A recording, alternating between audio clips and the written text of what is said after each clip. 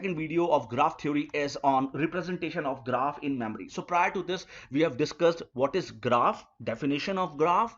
No, we have discussed graph terminologies, closed path, cycle. We have discussed many types of graph: connected, complete, weighted, directed, undirected, multi-graph. We have discussed in degree, out degree, many things. So I request you to, if you are coming to this video directly, kindly watch the video, that so that you have a general idea of what graph is all about. So in the second video, we'll discuss representation of graph in a memory. That is how to represent a graph in a memory. So graph representation, that is storage. Graph representation means storage. How to store a graph in a memory.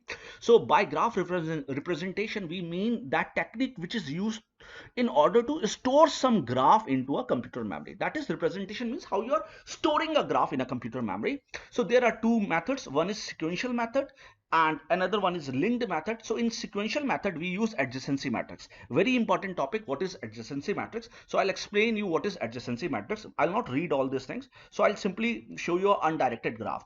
So if I show you an undirected graph, I'm making a matrix of it. So what is adjacency matrix? So how many vertex are there? 5 vertex are there. So this will have n cross n matrix. If 5 vertex, then 5 cross 5 matrix will be there. 5 cross 5. So A, B, C, D, E, then A, B, C, D, E, whatever the name of vertex are. Fine. Now, do you have any edge from A to A? This is what? A to A. Do you have any edge from A to A? Do you have any loop? No, you don't have any loop. So this will be 0. Do you have any edge from A to B? The moment you receive any edge, write 1. So if there is an edge, write 1. If there is no edge, write 0. Is there any edge from A to C? No, there is no direct edge from A to C. So you can't say that yes, there is a path. No, I'm not talking of path. I'm talking of direct edge. Adjacent. Adjacent means something which is direct. Something which is direct. If you see walls in your room, see this, suppose this is your room, then this wall is adjacent to this wall, but this wall is not adjacent to this wall. Fine. So I'm just talking of adjacency matrix. So is A is adjacent to C? No, 0. Is A is adjacent to D? Yes, direct connection. Fine, then 1 will come. Is A is adjacent to E? No, then 0 will come. Again I'll explain. I'll pick B. So B, this is what BA.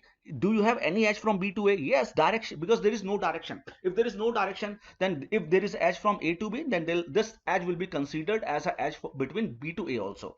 So is there any edge from B to A? Yes, 1. Is there any edge from B to B? This, no, there is no loop. Fine, so then it will be 0. So similarly, how you will fill the matrix? So this matrix will be called as adjacency matrix, which will always be n cross n matrix, or number of vertex cross vertex matrix, or square matrix, or square matrix. Fine. So this is how you have to understand what representation is all about. So in a similar fashion, if I represent sequential representation adjacency matrix for a directed graph, so in this case things will become changed. That is there any edge between A to A? No, this will be 0. Is there any edge between A to B? Yes, 1. Is there any edge between A to C? 0. Is there any edge between A to D? Previously it was 1, but now it is 0, because there is no edge between A to D, because edge is there from D to A, not A to D. Because of that I'm putting 0. Now you see this one. Is there any edge from B to A? B to A? No. This edge is from A to B, not from B to A, so this will become 0. So this is the difference between directed and undirected graph. Fine. Okay, so this is called sequential representation, which is generally represented by adjacency matrix. And in adjacency matrix, you put 1 if there is an edge between direct vertex. If there is no edge, you put 0. Fine. And adjacency matrix is n cross n matrix, or square matrix. Fine. Now comes the second method, and the second method is linked list representation. So in linked list representation is generally called adjacency list. It's generally called adjacency list. Fine. Now you have a figure and you have an undirected graph. So if you have an undirected graph, we make a linked list. Fine. So you consider a node, you have to make a list. You have to make a list for every node. So you have make a list for A, B, C, D and E. Now you make a list for all those nodes which are adjacent to A. If I consider A, then all nodes which are adjacent to A. So B and D are adjacent to A, so B and D are coming. Fine. You can either put D and B, whatever you want. D can be first, B can be last, but there is only 2 nodes.